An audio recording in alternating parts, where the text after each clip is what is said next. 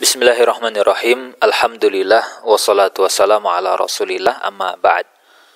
Baik, pada video kali ini kita akan menjelaskan satu pembahasan yang kaitannya dengan mindset atau kaitannya dengan pola fikir. Jadi kalau kita mau belajar fikih muamalah, itu sebelum kita belajar ada kerangka fikir atau ada pola fikir, ada mindset yang kita harus perbaiki terlebih dahulu. Dan kalau kita lihat definisi mindset itu apa? Ya, mindset itu sebenarnya kumpulan keyakinan, set of belief. Karena masing-masing kita itu ketika mau belajar muamalah itu pasti sebelumnya gitu kan, itu sudah punya keyakinan, sudah ada satu belief.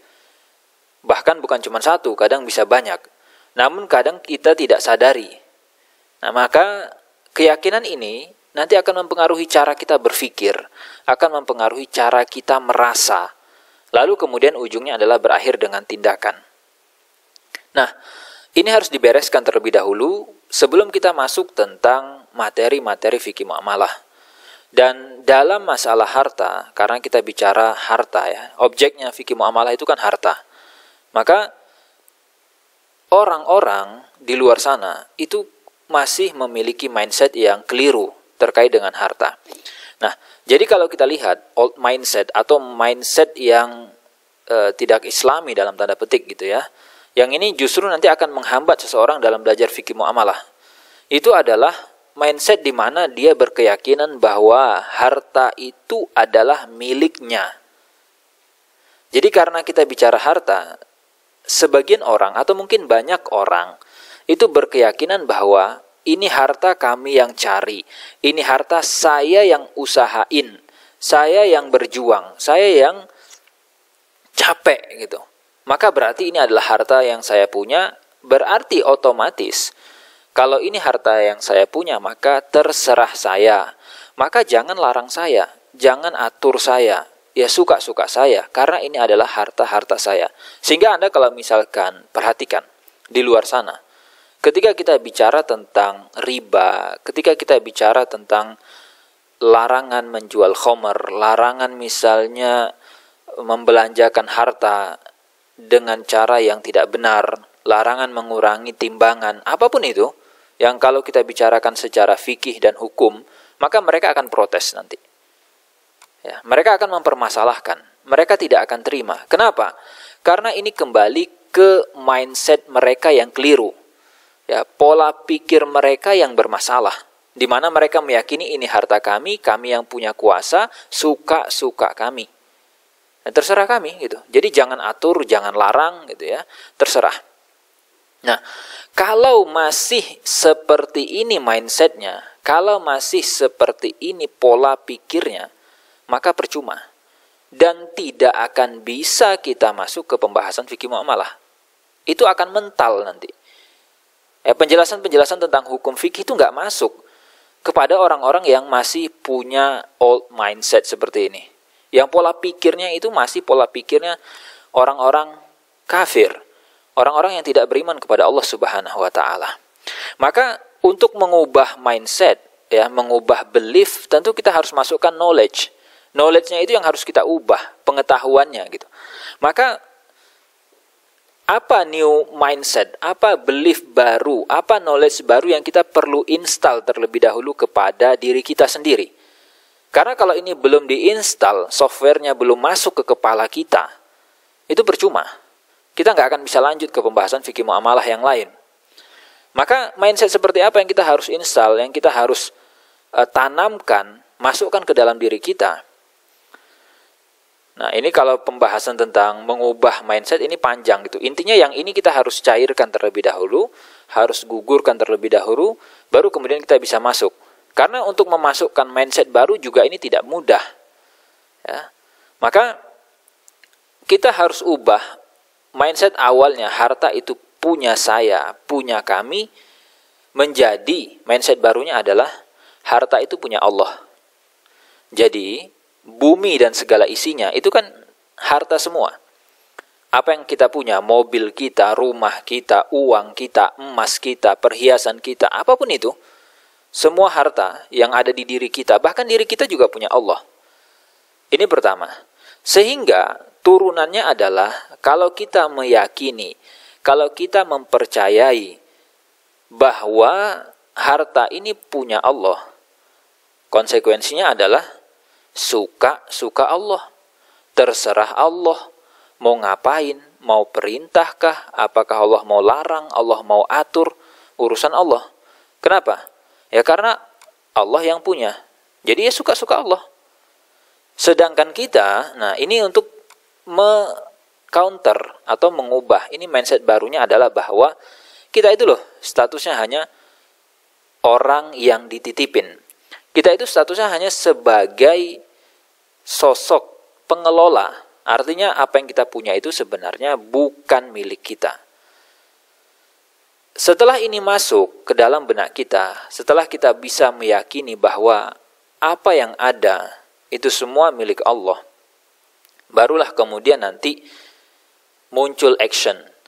Jadi tindakan itu kan semuanya kembali ke mindset sebenarnya. Kenapa orang melakukan? Kenapa orang tidak melakukan?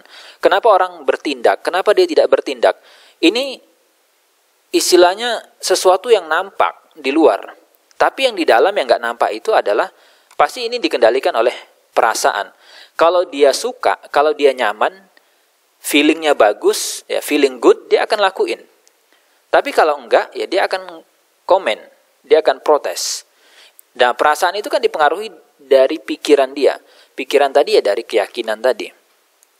Maka harapannya, kalau kita mau belajar fikih muamalah, maka ubah dulu mindset kita. Cara kita berpikir tentang harta itu harus diubah terlebih dahulu. Sadari bahwa harta yang kita punya itu milik Allah. Sehingga mau nggak mau ya kita harus ikut dengan aturan Allah.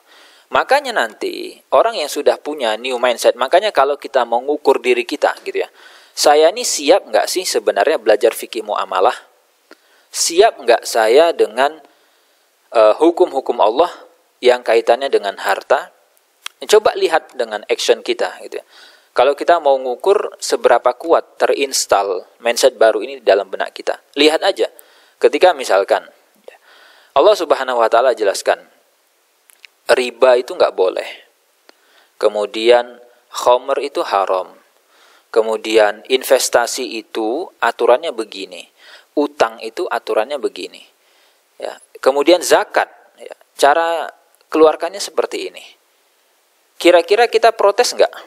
Kira-kira kita ngeyel nggak? Kira-kira kita ngerasa berat nggak di dalam hati ini? Atau kita ngerasa lapang dada? Oh ya udah, suka-suka Allah ya udah, saya siap manut. Ya kalau misalkan di dalam dunia kita sehari-hari, kalau kita statusnya sebagai karyawan, kalau status kita sebagai staff, itu kan yang kita bisa lakukan hanya satu. Terserah bos. Bos perintah kita suruh angkat galon, kita angkat galon. Bos suruh kita apa? Jadi supir ya kita supir. Suruh pergi ke sana ya kita pergi. Nah, termasuk dalam masalah harta ini, ketika kita sudah punya pola pikir, mindset bahwa ini milik Allah, ya maka terserah Allah jadinya. Karena statusnya kita hanya sebagai pengelola. Kita nggak punya hak untuk buat aturan, kita nggak punya hak untuk kemudian ketika diperintah menolak, atau ketika diperintah kita protes. Sehingga kalau misalkan kita masih protes, kita masih ngeyel, kita masih nggak nerima, kita masih mau buat aturan sendiri, masih mau bantah, belum benar-benar bisa terserah gitu, itu berarti kita masih berada di sini. Old mindset. Kita masih berpikiran bahwa itu harta saya, kok saya diatur? Ini kan milik saya, kenapa saya dilarang? Ini kan usaha saya, kenapa kemudian saya dipermasalahkan? Sehingga kalau kita tidak siap mengubah mindset lama kita, belief lama kita, bahwa itu harta punya kita, menjadi mindset baru, maka ya ini harus dibenahi dulu. Percuma gitu, percuma kita masuk ke pembahasan fikih muamalah yang lain. Ujung-ujungnya nanti gini, protes. Ujung-ujungnya ngeyel, ujung-ujungnya nanti merasa berat hati, merasa tidak terima, karena nggak suka diatur-atur. Tapi kalau kita sudah sadar, ya suka-suka Allah, terserah Allah. Toh ini juga punya Allah. Kalau Allah bilang, keluarkan untuk ke sana, jangan lakukan ini, jangan kerjakan itu. Ya kita terima, kita hanya sebagai pengelola, kita hanya sebagai orang yang dititipi dan itu bukan punya kita. Ini menjadi satu hal yang sangat penting sebelum kita mulai semuanya. Jadi sebelum kita membahas masalah-masalah detail dan yang lainnya, ini harus dibenahi terlebih dahulu.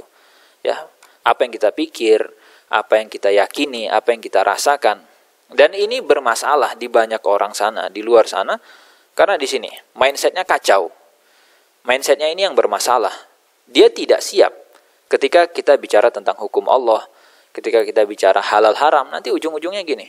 Nah, kalau ini belum diinstal, new mindsetnya belum diinstal, actionnya nanti ya pasti kacau. Oke, ya ini tolong dibereskan terlebih dahulu. Mindset ini kita harus evaluasi. Saya evaluasi diri saya, gitu kan. Anda juga evaluasi diri Anda.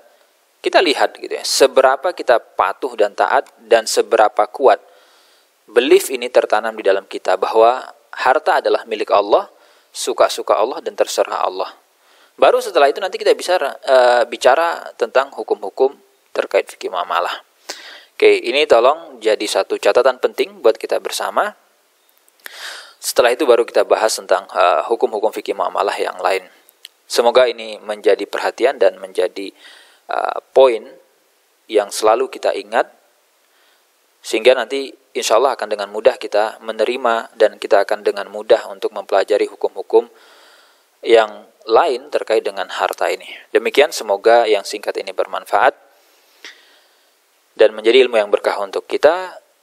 Silakan Anda bergabung ke komunitas belajar muamalah. Di situ di antara satu kegiatannya adalah kita sama-sama memperbaiki mindset ini sebenarnya. Memperbaiki belief kita kepada Allah Subhanahu wa taala, yang mana kita sama-sama meyakini bahwa Allah adalah pemilik. Di situ sebenarnya adalah kelas atau komunitas untuk memperbaiki mindset, pola pikir kita kepada Allah Subhanahu wa taala. Demikian, silakan di-share kepada teman-teman, kepada rekan-rekan Anda, supaya mereka bisa memperbaiki mindset mereka yang bermasalah terkait dengan harta ini. Demikian, silakan simak video-video yang lainnya.